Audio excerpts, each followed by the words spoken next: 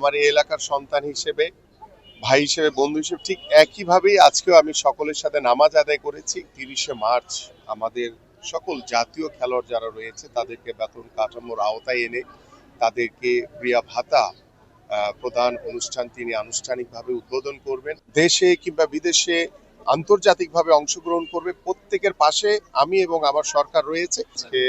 দীর্ঘ প্রায় বহু বছর পরে একটি শান্তিপূর্ণভাবে আমরা নিশ্চিন্তে একটি ঈদের জামাত আদায় করতে পেরেছি এবং আমি আমার এই এলাকার সকল সাধারণ মানুষ যারা রয়েছে এবং আমার প্রিয় দেশবাসী এবং আমার ক্রীড়াঙ্গনের সকল ক্রীড়াবিদ, ক্রীড়াঙ্গনের সকল ক্রীড়া সংগঠক যারা রয়েছে সবাইকে জানাই পবিত্র ঈদ উল ফিতরের শুভেচ্ছা। এবং এই পবিত্র ঈদের দিনে আমরা সবাই যাতে একে অপরের সাথে আনন্দ ভাগাভাগি করে নিই। আমরা চাই একটি সুশৃঙ্খল পরিবেশের মাধ্যমে আমাদের মাননীয় প্রধানমন্ত্রীর যে স্বপ্ন রয়েছে আগামীর বাংলাদেশ গড়া নিয়ে, এবং সেই বাংলাদেশ গড়ার জন্য আমি মনে করি আমাদের এদেশের সাধারণ মানুষ সবারই দায়িত্ব রয়েছে আমাদের মাননীয় প্রধানমন্ত্রীকে সহযোগিতা করার জন্য।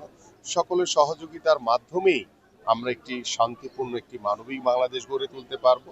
এবং সর্বোপরি আমরা চাই আগামী রাজনীতিতে যাতে সুস্থ ধারার একটি পরিবেশ তৈরির মাধ্যমে আমরা একে অপরের মধ্য দিয়ে আমরা দল মত নির্বিশেষে যাতে একটি শান্তিপূর্ণ পরিবেশ বজায় রেখে যাতে আমরা আমাদের প্রত্যেকটি সমাজের যেখানে যেখানে সমস্যা রয়েছে সেগুলো যাতে আমরা ঐক্যবদ্ধভাবে সকল সমস্যার সমাধান করতে পারি ইনশাআল্লাহ। আপনারা সকলেই জানেন যে আমাদের মাননীয় প্রধানমন্ত্রী আমাদের আগামীর বাংলাদেশে স্পোর্টসকে সর্বোচ্চ গুরুত্ব দিয়ে তিনি দেশ গড়ার যে পরিকল্পনা হাতে নিয়েছেন তার চিন্তাধারা থেকে আমরা আগামী 30শে মার্চ আমাদের সকল জাতীয় খেলোয়াড় যারা রয়েছে তাদেরকে বেতন কাঠামোর আওতায় এনে তাদেরকে ক্রিয়া ভাতা প্রদান অনুষ্ঠান তিনি আনুষ্ঠানিকভাবে উদ্বোধন করবেন। এবং পাশাপাশি আমাদের নতুন করে স্পোর্টস ইনশাল্লাহ আমরা সারা বাংলাদেশের 495টি উপজেলায় আগামী 30শে এপ্রিল ইনশাল্লাহ মাননীয় প্রধানমন্ত্রীর হাত দিয়ে ইনশাল্লাহ আমরা উদ্বোধন করব। ঠিক এইভাবে আমরা চেষ্টা করছি যে আমাদের আগামী জাতীয় শিক্ষাক্রমে আমরা 4র্থ শ্রেণী থেকে খেলাধুলাকে বাধ্যতামূলক করতে যাচ্ছি।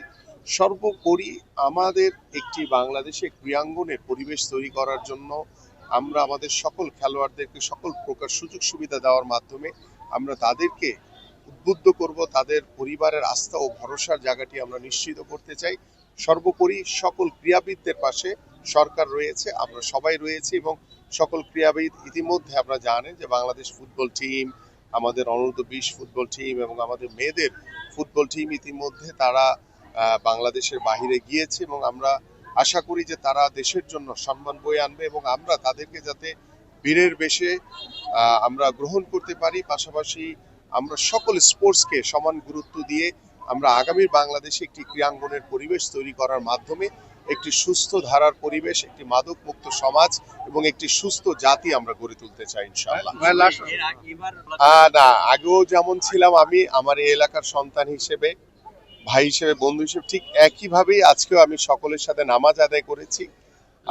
আমার কাছে খুব বেশি পার্থক্য নেই, কারণ আমি এই এলাকায় ছোটবেলা থেকে বড় হয়েছি, এলাকার সন্তান, ভাই, বন্ধু হিসেবে আগেও যেমন এই এলাকার প্রত্যেকটি মানুষের পাশে ছিলাম, এখনো আছি, ভবিষ্যতেও আমার দায়িত্বশীল জায়গা থেকে এই মানুষগুলোর পাশে থেকে যাতে এই সমাজকে যাতে নতুনভাবে গড়ে তুলতে পারি। দেখেন, প্রথমত হচ্ছে যে আমাদের ফুটবল কিংবা ক্রিকেটকে শুধু ফোকাস করা না, আমরা আমাদের দেশের যে সকল স্পোর্টসে আমরা গুরুত্ব দিলে বা যে সকল স্পোর্টসগুলোকে আমরা এগিয়ে নিয়ে যেতে পারলে আমরা দেশে বিদেশে সব জায়গাতে পদক অর্জন করতে পারবো।